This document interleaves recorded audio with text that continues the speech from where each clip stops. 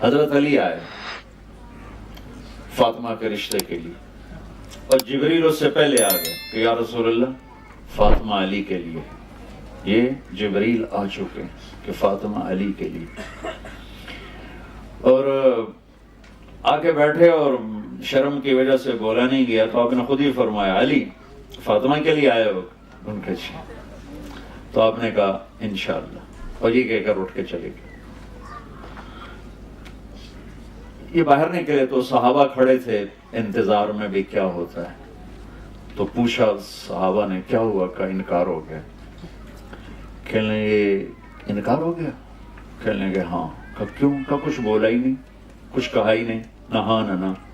تو عبد الرحمن بن عوف کہنے لگے کچھ بولے تھے؟ تو کہنے لگے ہاں انشاءاللہ کہا تھا۔ کہا تو مبارک ہو گیا۔ کہا وہ کیسے؟ کہا نبی کا انشاءاللہ ہاں ہوتا ہے۔ انشاءاللہ کیوں کہا؟ جبریل تو پہلے آ کے بتا چکا ہے کہ فاطمہ علی کے لیے اللہ لکھ چکے ہیں۔ یہ بہت بڑا سبق آپ کو سنا رہا ہوں اپنے نبی کی زندگی کا۔ آپ نے ہاں نہیں کی، فاطمہ جیسی بیٹی، محمد جیسا باپ اور علی جیسا رشتہ، اور جبریل اوپر سے خبر لا چکے ہیں کہ یہ یہی ہوگا۔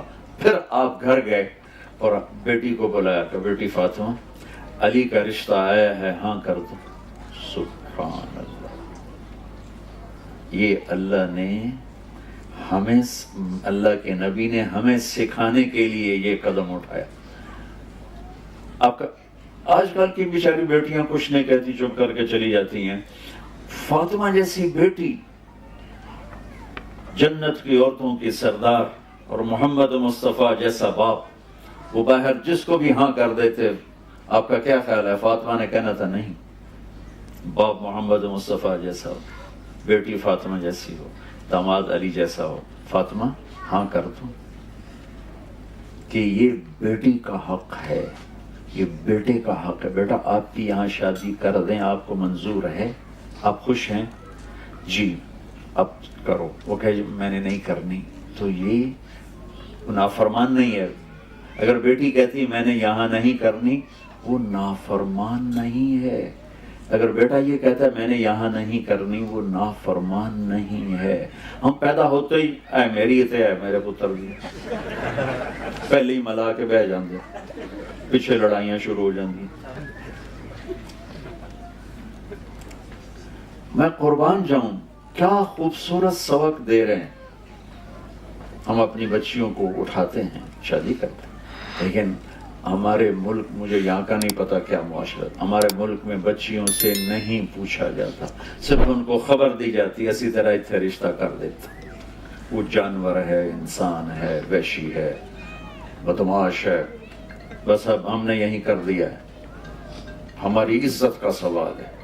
یہ ماں باپ اپنی ایک جھوٹی عزت کا بت بناتے ہیں، پھر اس کی پوجا کرتے، اپنی اولاد کو ذبح کر دیتے۔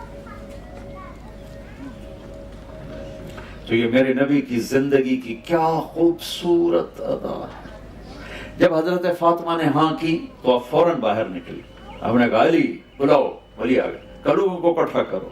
لوگ مسجد بھر گئی فوراً، تو آپ ممبر پہ کھڑے کر علی کو سامنے بٹھایا، اور آپ نے فرمایا لوگوں میرے پاس جبریل اللہ کا پیغام لے کر آئے ہیں کہ میں اپنی بیٹی فاطمہ کا نکاح علی کے ساتھ کروں۔ پھر آپ نے ان کا نکاح پڑھایا، ایجاب و قبول کروایا کہ علی میں نے فاطمہ بنت محمد کو 400 درہم مہر کے عوض تیرے نکاح میں دیا، تجھے قبول ہے؟ انہوں نے کہا جی مجھے قبول ہے، اور سجدے میں چلے گئے اور زور سے دعا پڑھی، رب اوزعنی ان اشکر نعمتک التی انعمت علی وعلی والدی، یہ دعا پڑھی، اور اس پر اللہ کے نبی نے زور سے آمین فرمایا، آمین۔ پھر 1 ماہ، 6 ماہ، 1 سال، 2 ماہ، یہ سب احادیث میں ملتا ہے۔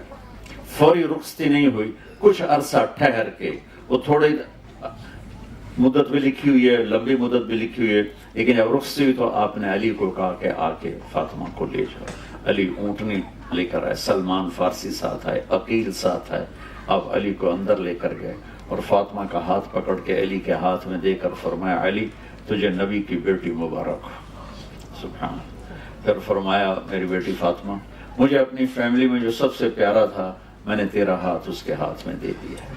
پھر اپنے پیالے میں پانی منگوایا اور اس پر قل اعوذ برب الفلق قل اعوذ برب الناس پڑھ کے اس پر دم کیا، پھونکا، پھر ایسے اس میں انگلیاں ڈال کے علی کے سینے پر چھڑکاؤ کے، پھر فاطمہ کے سینے پر، پھر ان کی کمر پر، پھر ادھر ایک روایت میں یہاں بازوؤں پر، پھر باقی کہا کہ یہ پی لو، باقی ان کو پلا دیا۔ میرے نبی ایک زندگی دے کر گئے، ایک بھرپور زندگی دے کر گئے۔